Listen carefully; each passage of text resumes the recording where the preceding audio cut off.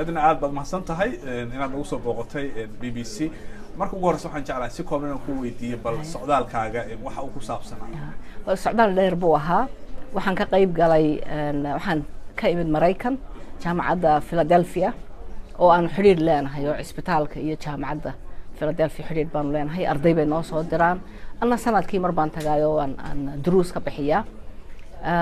marka sanadkan ardaydii ka baxaysay ka qalin jabinaysay xafladood baan ka qayb galay iyada oo 5 qof oo aan kamid ahayna ay siiyeen doctor degree honorary doctor of science oo lagu sharfay waxay ahayd kii labaad markii labaad waayo 2002 waxay siiyay Clark University of Massachusetts iminkana waxay siiyay Philadelphia University of Pennsylvania in Philadelphia sharaf weyn weeyaan haweenka u soo hoyata geeska Afrika u soo hoyata iyo shaqaalaha isbitaalka ka shaqeeya runtii ahaa dadka soo hooyay sharaftaas waayo fariif kaligeed fool ma dhaqdo isbitaalku 107 qof baa ka shaqeeya marka waa sharaf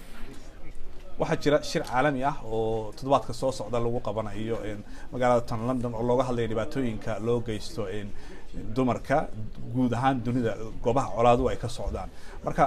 film baa jira adiga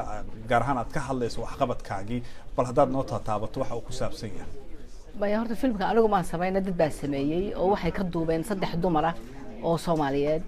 2 dumar oo Soomaaliya Dr. Xaawo iyo Elmaan iyo aniga oo Somaliland ah marka waxay doonayeen inay tusaan 3 dumar oo dalal dhibaato ka dhacday wax ka qabanaya ama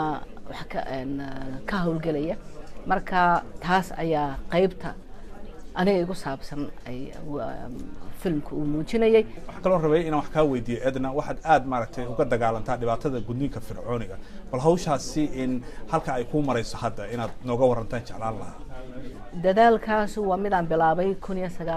1976 maaha mid iminkuna aanu bilownay sanado badan buu socday 4 sano wax ku dhow ayaan hawsha wadnay sababtoo ah anigu caafimaadka ka shaqeeya dumar dhibaato qaba ayaa noo yimaada annaga ay dhibaataas na saamaysa oo qudhayadu kama maqnina hawshaas annagaba waan la kulanay marka maadaama ay tahay gudniinku yahay wax ka soo horjeeda diinta islaamka caafimaadkana wax yeelaya dhalmada dumarku markay ubadka dhalayaan dhibaato u geysta qasab bay nagu tahay in aan ka hadalno oo sida dalalka kale ee muslimka ay isaga joojiyeen dhibaatadaas oo ay dalalkooda uga mamnuuceen in annaguna haweenka yaga aan uga badbaadino yaad saartaan inta badan ma dumarka mise ragga ma horta waa su'aal wanaagsan su'aasha aad baan u jeclahay intii hore waxaanu saari jiray su'aasha haweenka ayaanu kala hadli jiray laakiin se marka runtu timaado guriga ninka ayaa aabow ah ninka madaxu ah isaga ka mas'uula xaaskiisa isaga ka mas'uula hablihiisa iyo caruurtiisa marka maadaama ragguna ay awood u helaan inay wax bartaan ama dhoofaan ama ay u helaan fursad ay ku fahmaan waxyaabaha